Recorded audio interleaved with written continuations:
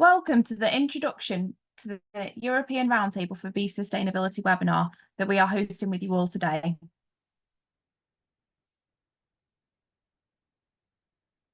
To give you a quick walkthrough of what we will cover this morning, firstly, we will be sharing with you who we are as the European Roundtable, our approach, and also what the benefits of being part of the European Roundtable for Beef Sustainability involve. We will then hear from two of our members, Katie and Gunnar, who will be talking about the role that the ERBS plays in their organisation and how it supports their work on beef sustainability. Finally, we will have an open Q&A for you to hop in with any of your questions. A couple of quick points on housekeeping first of all. Firstly, our antitrust caution statement, which you will see on the screen shortly, is really a reminder that we are in a pre-competitive territory, and this is not the space for us to have any commercial discussions. If anybody feels any discomfort with the conversation, please raise this and we will address it accordingly. Secondly, if you could please keep yourselves on mute until we are in the Q&A section. And thirdly, please be reminded that we will be recording this webinar this afternoon. To begin, I want to share with you a short video. This video will give you a broad understanding of the ERBS, what we are about, our history, and what we aim to achieve. I will begin this video now. I have had a few Wi-Fi issues, so I do apologise if there's a slight delay.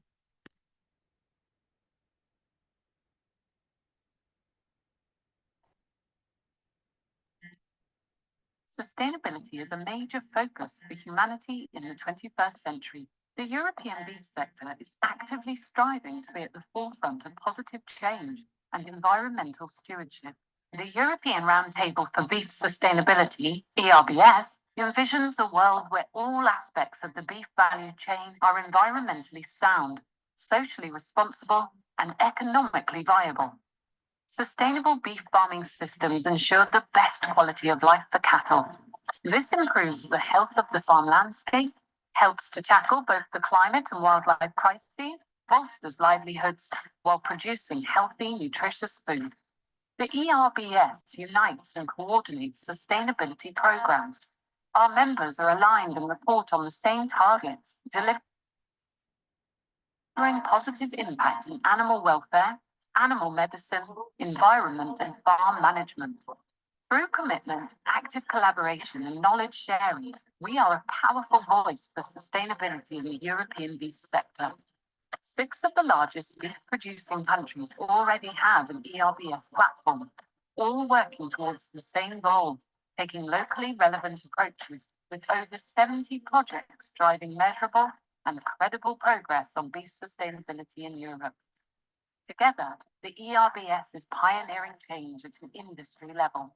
Join us to shape the future of beef sustainability in Europe.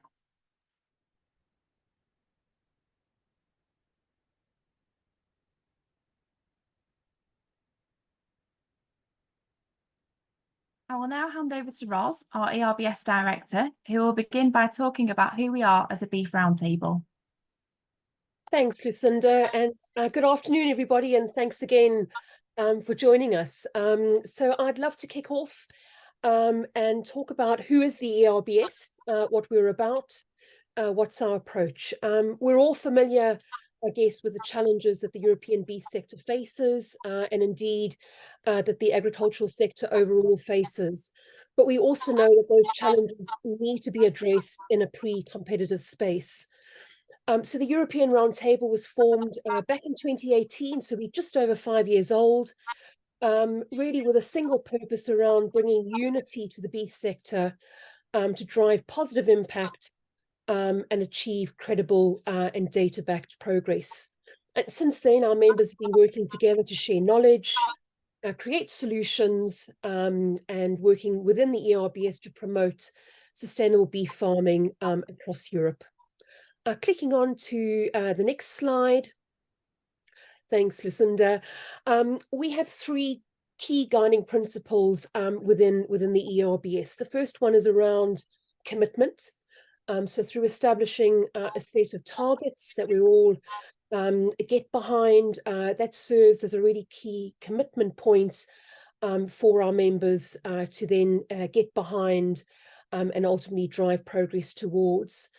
We play a really strong role around alignment, bringing a very diverse set of stakeholders together and aligning on the same set of targets to drive measurable progress towards. But at the same time, recognizing the diversity of production systems across Europe and the importance of providing freedom and flexibility in the way that that progress is driven that suits the local context, rather than setting a very fixed set of practices or rules that have to be followed. Clicking on to the next slide, our vision and mission, and we will share this deck as well as a link to the film and our website, so you can learn more through that. The two key points really to highlight from this slide is our vision is really encompassing environmental, social and economic. So we're a strong proponent of taking that very holistic approach to sustainability. And as a mission, what we're ultimately driving for is that measurable, credible progress that we can talk about that's being achieved as an aligned and united European beef sector. Clicking on to the next slide. Thanks, Lucinda. Our members represent a diversity across the value chain. You can see the member logos up on the screen, representing retail and food service sector. We've got two beef producing organizations that are producer organizations that are members. The processing constituency really key within our membership, and then also allied industries that are working to support and work alongside the beef sector. And that diversity of voice and opinion and commitment is really important to fundamentally driving progress across Europe. And then clicking on to then move into how do we work, what's our approach? So you saw on the film that we have representation in 6 European countries currently, actively working on expanding that scope and scale in Europe. And within each of those 6 countries, we've established a platform, which very simply is a set of stakeholders within that country that have come together in some formalized way to work together towards sustainable beef production and using the direction of travel set by the ERBS outcome targets, which we'll come to very shortly. So each platform expresses that commitment to the ERBS targets and a reporting of progress against those targets, but very much accommodating that flexible approach in terms of the how, and also recognizing national schemes, existing programs and initiatives that are already up and running in those countries.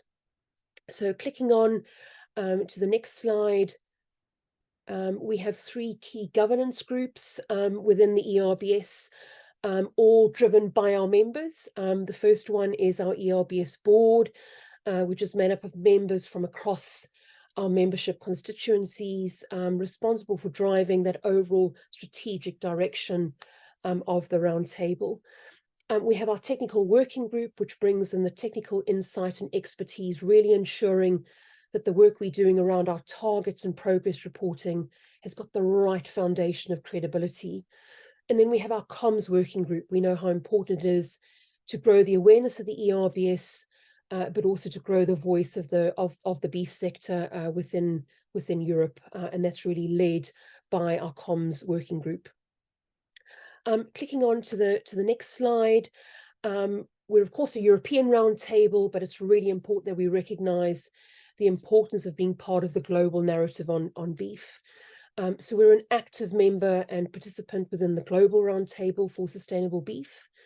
We work really closely with a range of roundtables from other regions and countries around the globe.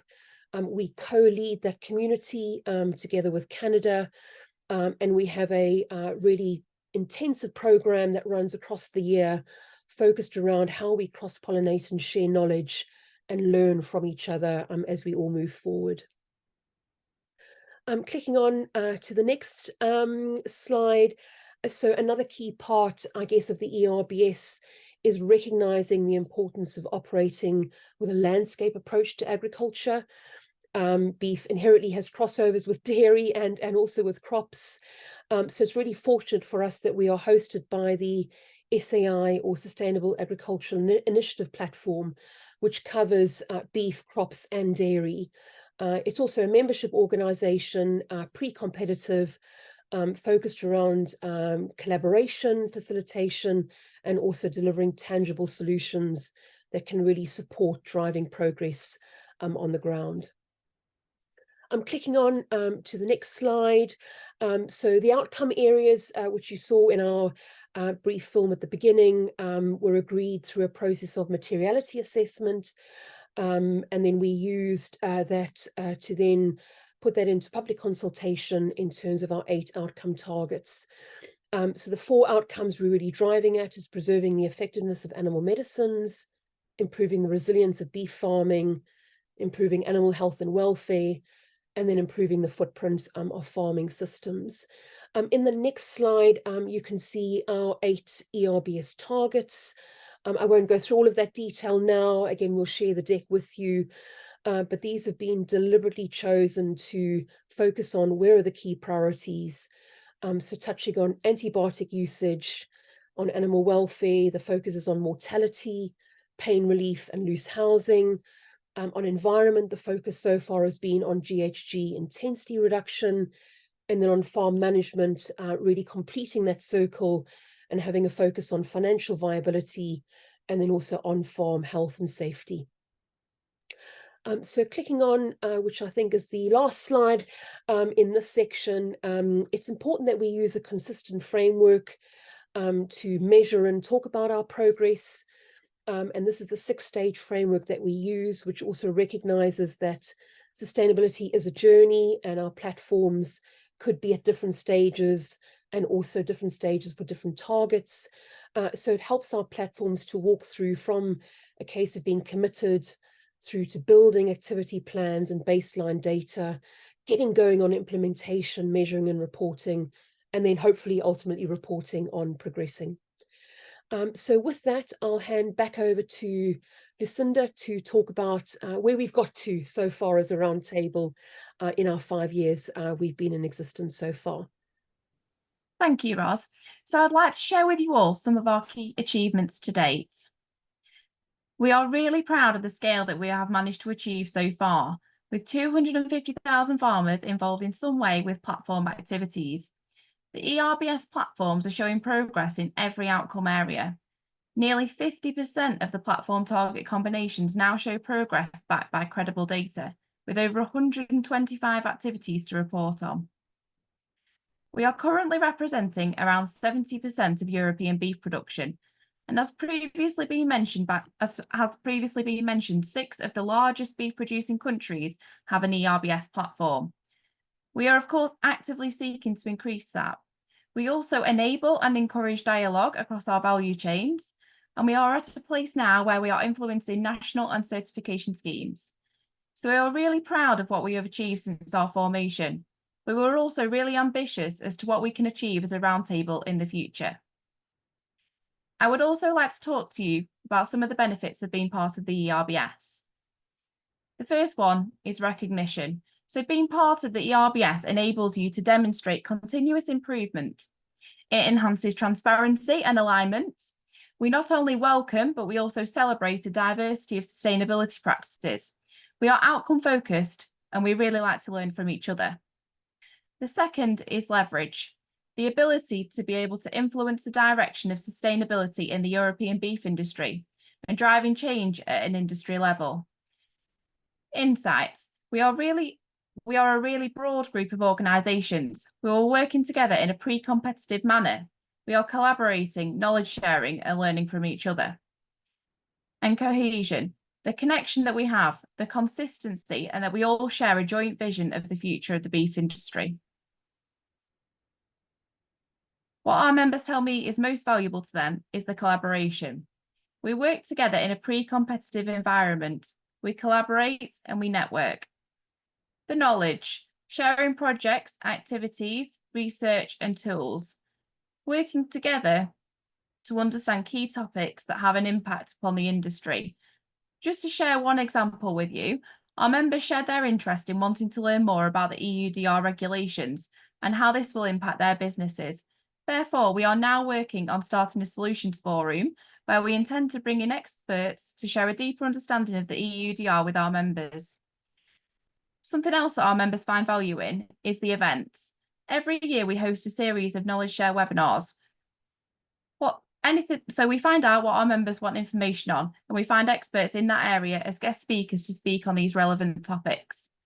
We also have our ERBS annual event. Last year, this was hosted in Dublin, Ireland. The annual events consist of conferences and field trips, and this is valuable because there is a lot of information shared. Everybody walks away learning something new, the opportunity to network and connect with each other. We also have other various online events throughout the year, workshops and meetings. Being part of the working groups is something that our working groups find really valuable because everybody has an equal opportunity to be part of a group that they want to be. This ensures that everybody's voice is heard across the ERBS and they have a chance to influence the direction of the European Roundtable for Beef Sustainability and are happy with the direction that we are going in. Last but not least, no one company can do this alone. So we are really proud that we have come together, we are collaborating, and we are driving positive impact in beef sustainability at an industry level. So on that note, I would like to welcome to the floor two of our members that we have joining us today, Katie Major from Dawn Meats and Gunnar from Toonies. Katie and Gunnar will provide us with an introduction to themselves, the role of beef within their organisations, their journey with the ERBS and the value this brings. I will now pass over to Katie. Thanks, Lucinda and Ros. I just want to say thanks very much for inviting me onto the call today and having the opportunity to speak as well. So I am just going to share my screen. If you can let me know if you'll be able to see it, that would be hugely helpful.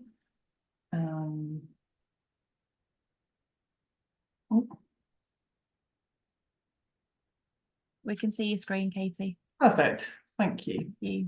Okay, so yes, thanks very much. I'm Katie Major. I am the agricultural manager or an agricultural manager for Dawn Meats and Dunn Beer. I work in a group role, so that means I cover both the UK and Ireland, and I've been with the company 3 years this May, so I can't claim to be the newbie anymore at the moment. In terms of the Dawn Dunn Beer business, it's one of Europe's largest red meat processors. It has a 2.5+ billion euro group turnover, and we service over 50 countries worldwide. It's a family-owned business, and it's evolved, developed, and grown exponentially over the years. So it's great to be a part of, and we're located in the Republic of Ireland, the UK, and the EU, with over 8,000 employees.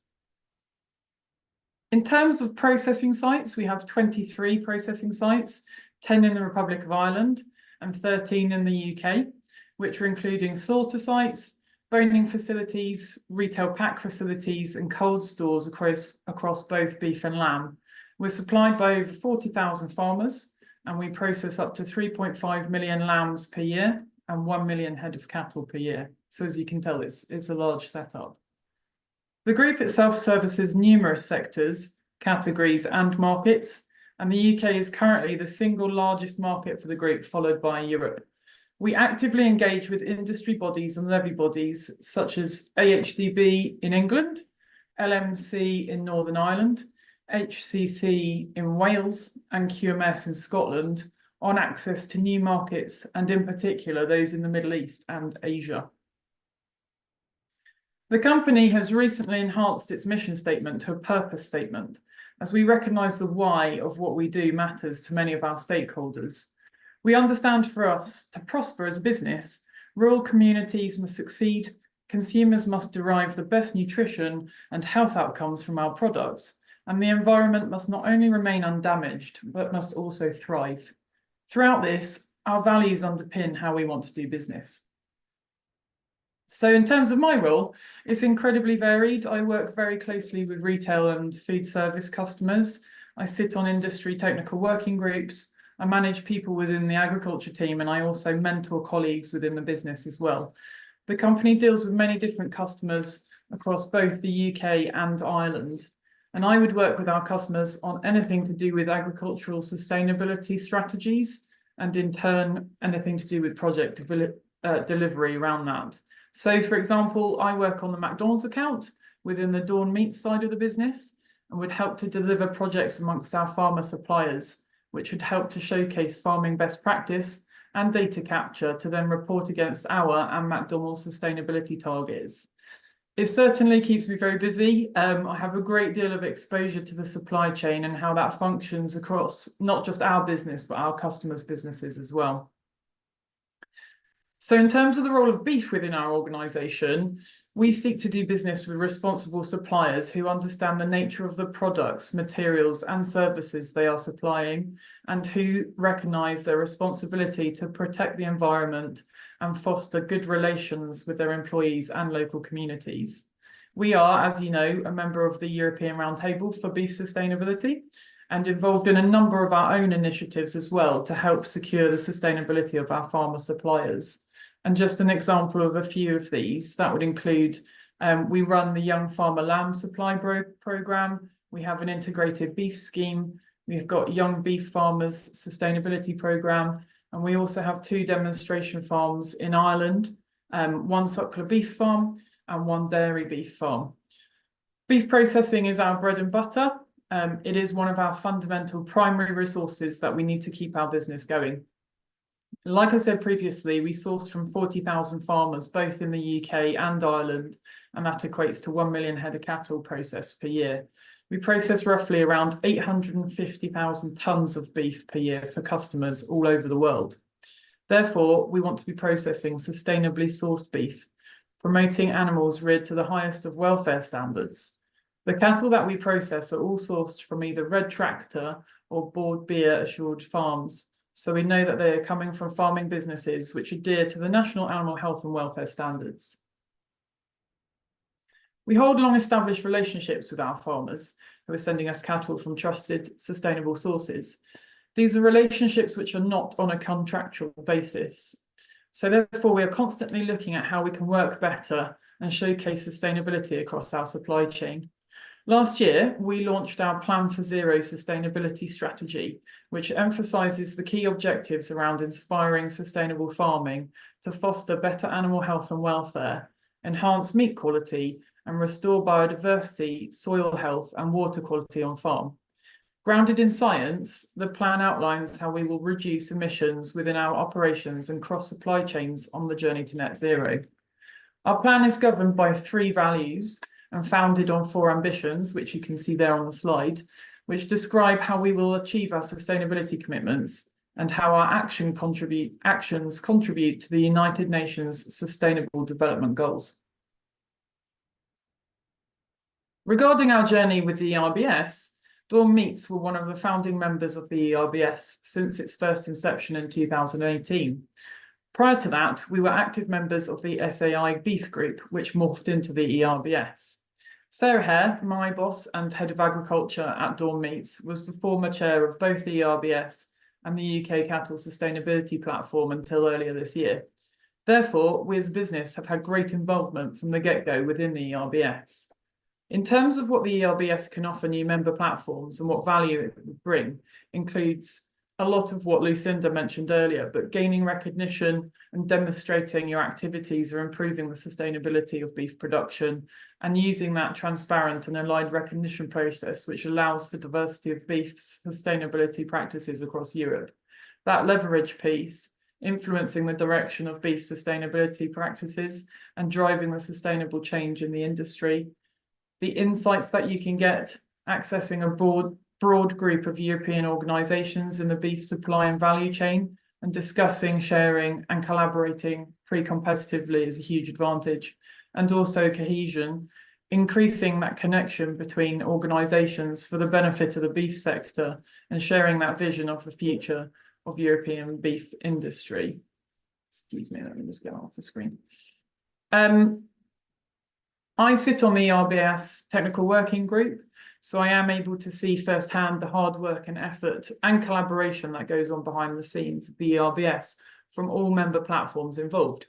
Each platform meets to discuss and deliver key objectives together around the following action areas and outcome targets. Ros mentioned these earlier, and they are the environment, animal medicines, animal health and welfare, and farm management.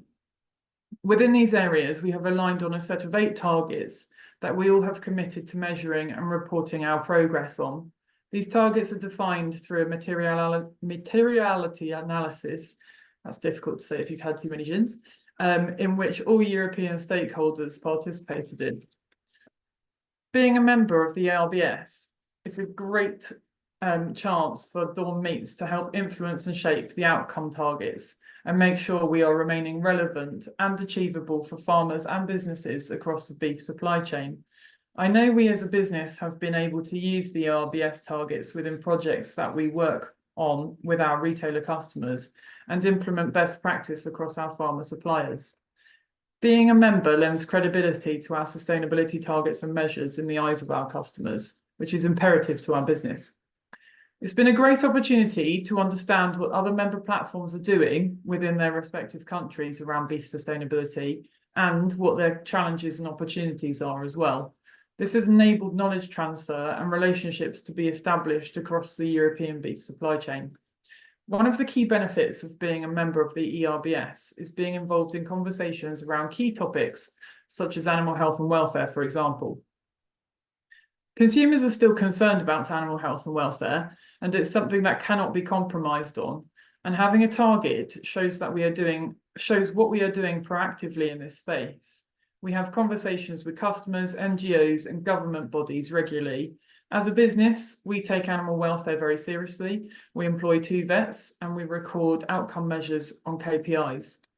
We're also actively demonstrating what the industry is doing, and is allowing us to take the emotion out of the topic. This has been a really strong piece of difference for us as a member, to be able to talk about the platform's work and highlight the fact that we demonstrate targets to work towards. This is powerful not just from a financial point of view, but also from a brand reputation and value add point of view. For all European platforms are singing off the same hymn sheet. That's hugely collaborative. Against the backdrop of having little evidence, ERBS has been a springboard for gathering data by all platforms, so aligning against the same issues allows us to impact change more smoothly. A good example of this in the UK is using the ERBS framework and outcomes through the National Assurance Scheme, delivering impactful change at scale. Speaking from personal experience and as an active member, I have been fortunate enough to attend the ERBS annual meetings for the last couple of years, where we have been exposed to field trips and taking part in planned workshops. So we are able to understand how the ERBS is helping to implement positive change across the European beef supply chain for farmers and industry. For those of you who are not and maybe thinking about becoming a member, I would recommend joining the ERBS as it offers a wealth of experience, knowledge and ideas to help shape and maintain a future for sustainable beef production. Thank you very much for listening. I hope that's given you some clear insights and some food for thought, and I will hand over to Gunnar now.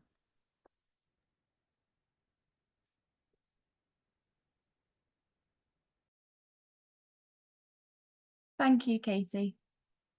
Go ahead, Gunnar. So can you see the screen? Can you see my presentation? Not your presentation yet, Gunnar, but if it's on the bottom bar, there you go. Brilliant. Well done. So, okay. Hello all together. So thank you very much, Lucinda and Ross, to give me the opportunity to present our company and what the ERBS is all about for our company and the work with the ERBS. So I'm working with Tönnies since almost 12 years now. Tönnies is a slaughter company, slaughter and deboning company situated in Germany, working in Europe and the world. And we are a family-run business. Here you see the family Tönnies. It's my boss in the middle, his son Max on the left, his wife second left, and wife of my boss and the 2 daughters of Max. And it's a working generation since the late 60s, early 70s. We have around 14,000 collaborators, workers in the company. We slaughter around 16 million pigs and 400,000 cattle a year. And what's my role in the business with 10 years? I'm responsible for the beef projects. I learned and studied agriculture. I'm a farmer from home, and now working since about 30 years in the beef industry and agriculture industry.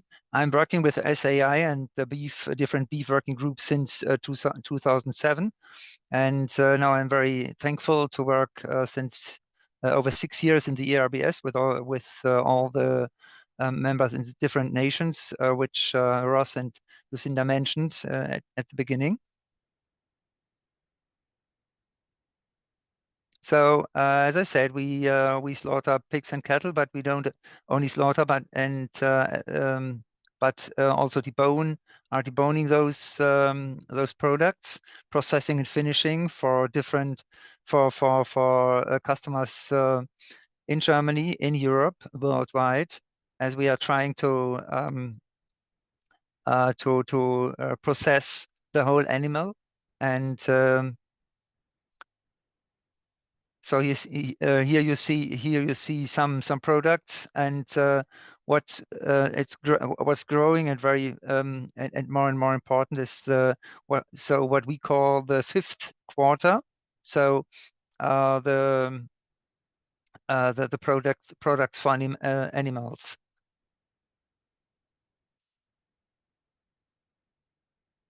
To give you an impression, what's our company is all about in Europe and the world.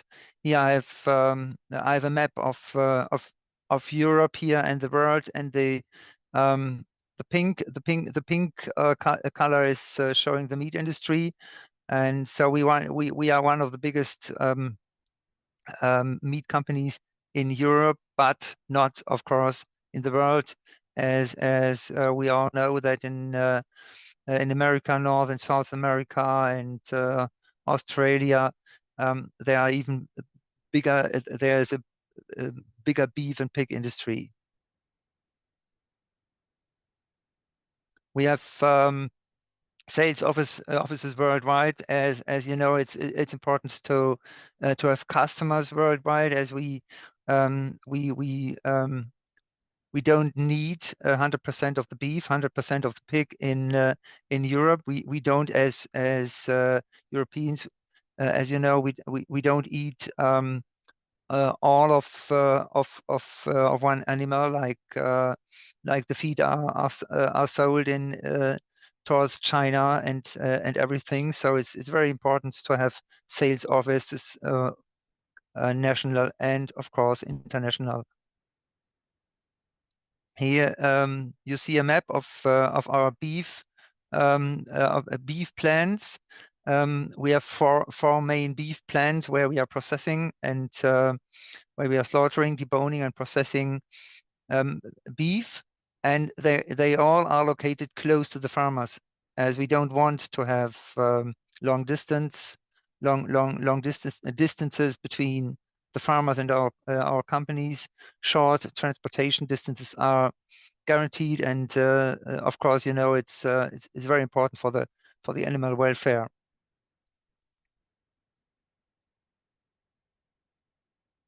What we do, of course, is that we invest in future technologies.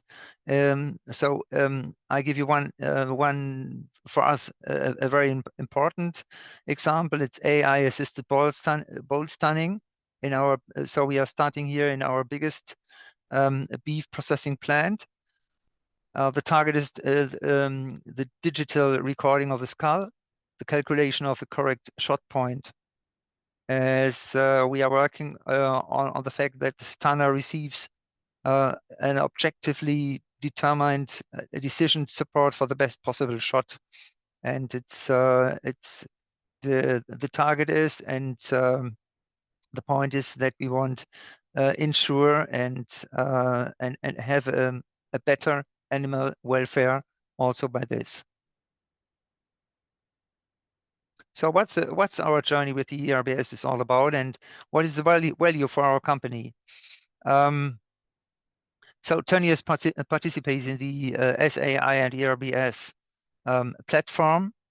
Together with main partners from the trade, the meat industry, and other stakeholders at the German and European level, we develop strategies and concepts with which the animal welfare and the keeping conditions of cattle are to be sustainable improved.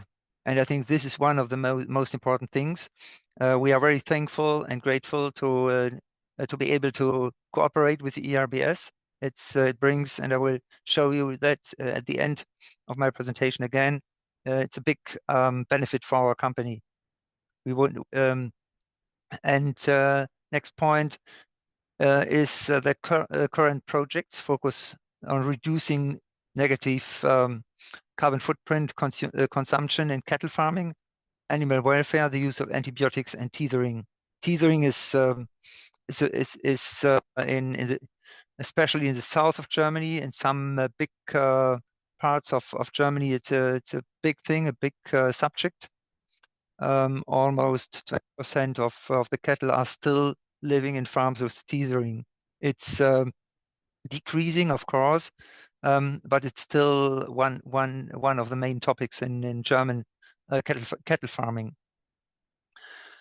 We are developing a climate platform, meat, in Germany, together with all the relevant stakeholders in the value chain, but also in ERBS, and that's one of the other main points I want to point out here, that we how should I say, that we are able to think outside the box together with our European partners, and don't only have a look on that what we are doing in Germany. As you know, we are not living on an island in one nation. We are dealing, we are selling our projects Europe-wide, worldwide, and that's why we have to have in focus also on sustainable farming, sustainable beef in Europe, of course, and work together with our partners there. The benefit of course of working with SAI and especially with ERBS for our company is, like I said, thinking outside the box. It helps us to solve and work on sustainable beef projects and goals. So I give you 4 examples what we did, and working on the 4 outcome targets, on the 4 outcome areas, working on the 8 outcome targets. And we have in Germany, we have a together with our biggest customer, McDonald's, we have since about 12 years the Best Beef project. It's a program especially for farmers. It brings a benefit for farmers if they improve the animal welfare in different categories on their farm. On their farm, they get more money if they are improving. Let's say if the cows have more space, so they get more money for the cows when they sell it to our slaughterhouses. It's so we were able to reduce the amount of animal medicine.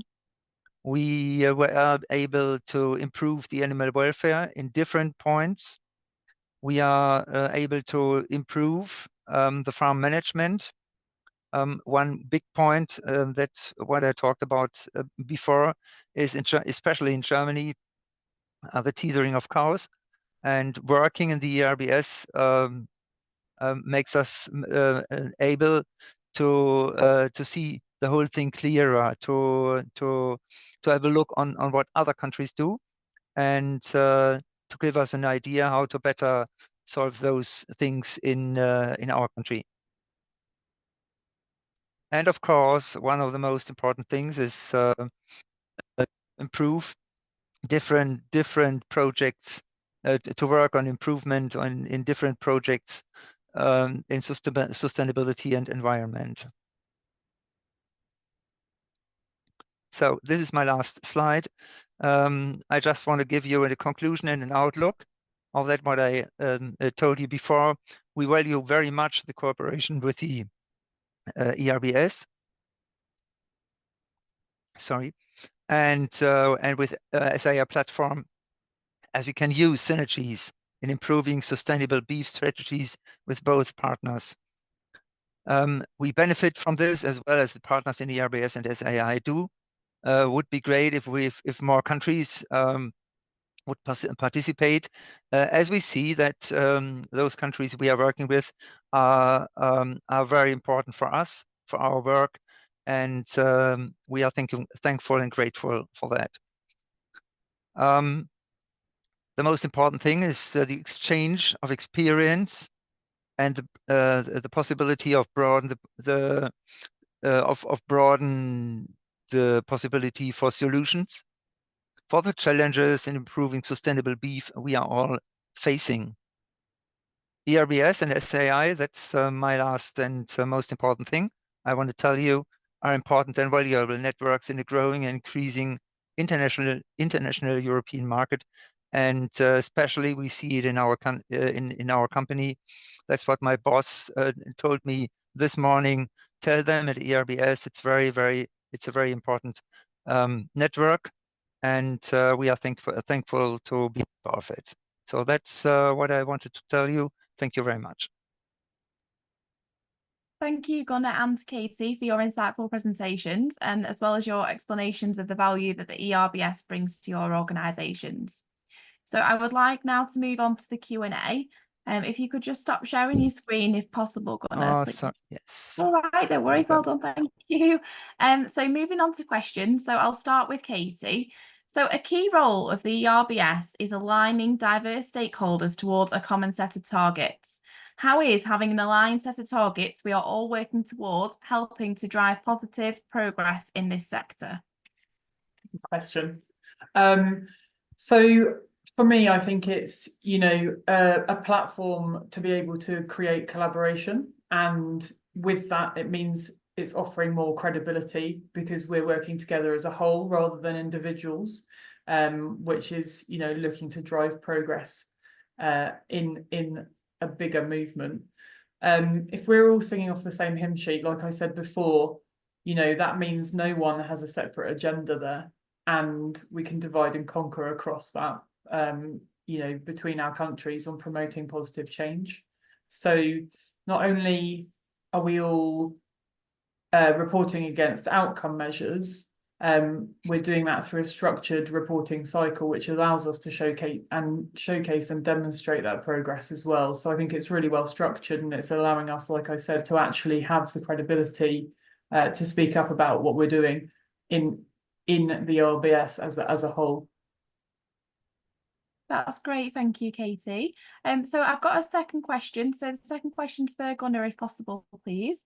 So a fundamental part of the ERBS approach is providing flexibility to platforms in each country to choose how they best drive progress towards the ERBS targets, recognising that this has to suit the local context.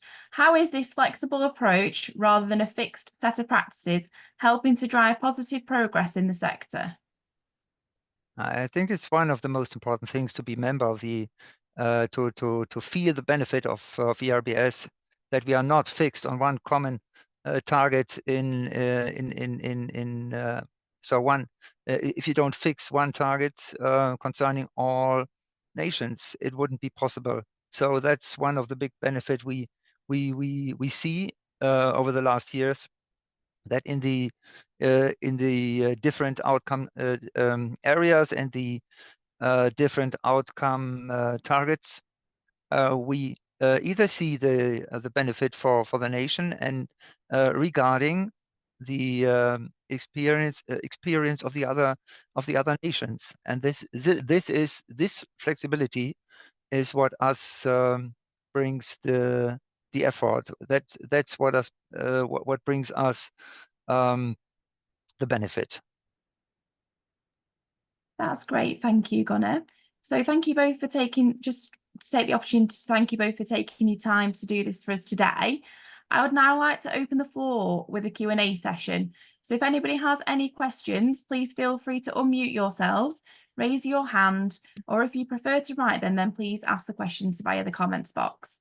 So we already have a hand raised. So if I could please pass over to Eleanor from the GMA for a question, please. Thank you. Hi, everyone. Sorry, I was premature with my raised hand there. I didn't realize there was some set questions. My question, I guess, was thinking, how do we share those good news stories when there are brilliant sustainability measures in place and when maybe different regions are doing different things to meet at the moment what are separate targets, but when there are good news stories to share, it's how we have, my question, I guess, is how do we think we could have those ready to go to as examples of, yes, we are doing our bit, yes, we are playing our role, yes, we're prepared to adapt to meet those targets. I think some of the time at global moments, I guess that's what I'm seeing, is that it would be great to have a quick go-to place. And obviously being prepared to say that if I can help with that bit, that's where I hopefully see there being opportunity, being able to kind of voice some of the great work that you're doing. So I just wonder if you had any ideas. Is that like an ongoing key messages thing that we create, or is that being able to point to, yeah, great examples of different countries that are meeting them, or different examples of measures and things? Thank you. If I could pass over to Ros to answer that question, please. Yeah, sure. Hi, Eleanor. Great to see you. Great question. And to your point, I think the idea of continuing to generate sort of almost like a library of great sort of case studies, short narratives, maybe even sort of short interviews, sort of like a 2-minute interview, with one of our members, like Katie and Gunnar, talking about their practical progress.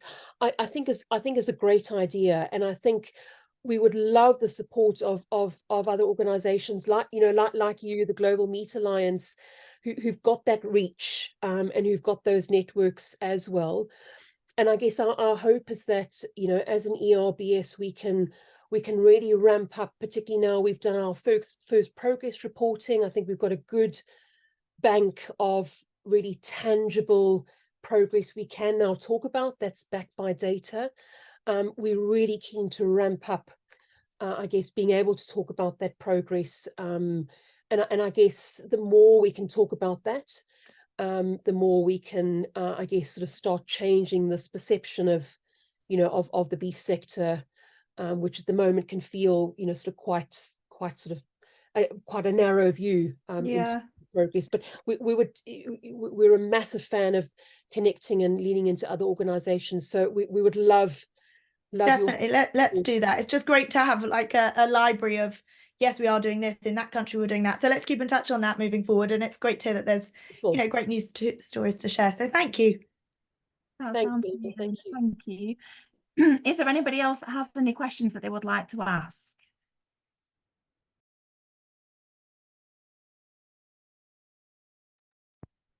Looks like we've got a quiet audience. I'll just wait a few other seconds just to see if anybody else has any questions.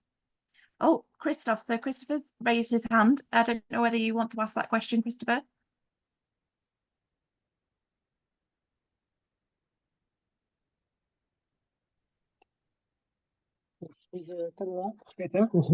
Hello, everyone. I'm Christophe Lepezin from France.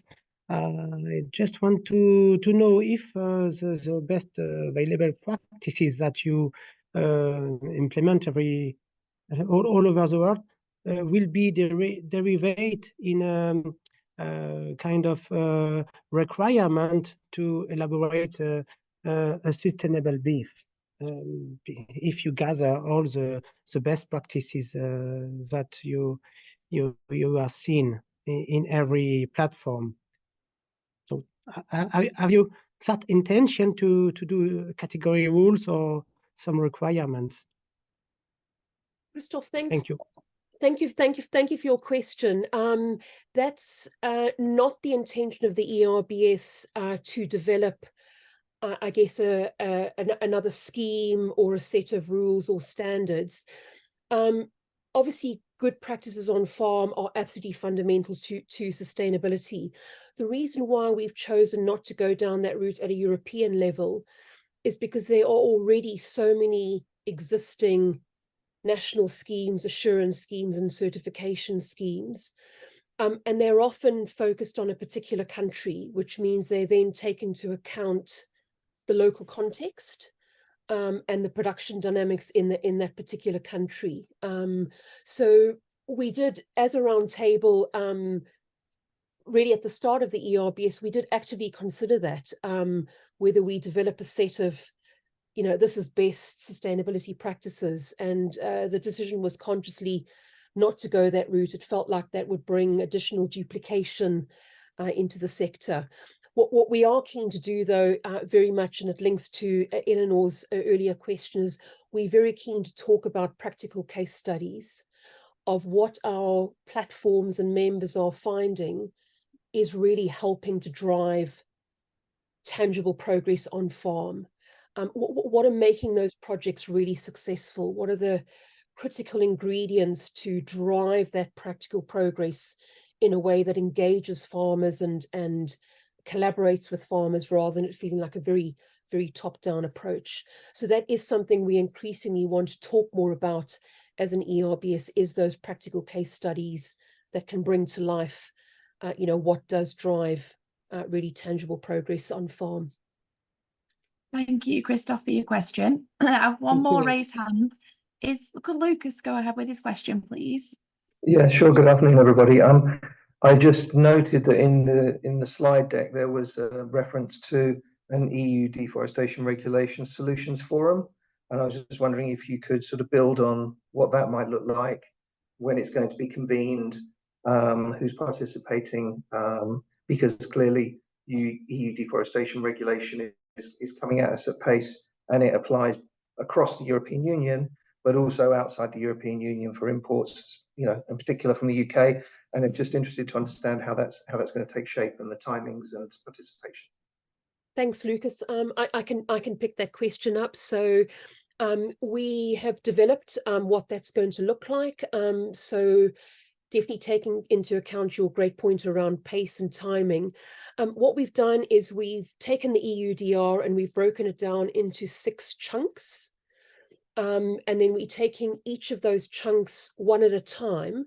For example, one of the chunks is focusing around the data requirements for beef traceability. So we'll take that chunk and have a focus on, first of all, doing a deeper dive into the EUDR regulations to really understand, I guess, more of the intricacies and some of the nuances around the regulations linked to, for example, the beef traceability.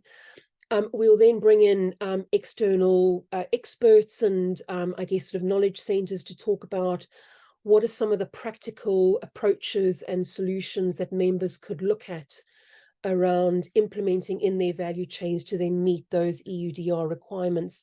And that's we've heard that really strongly from our members as a need. There's a lot of great work going on across the sector, but hearing more inspiration around practical solutions and what can really work on the ground is what our members would find really useful.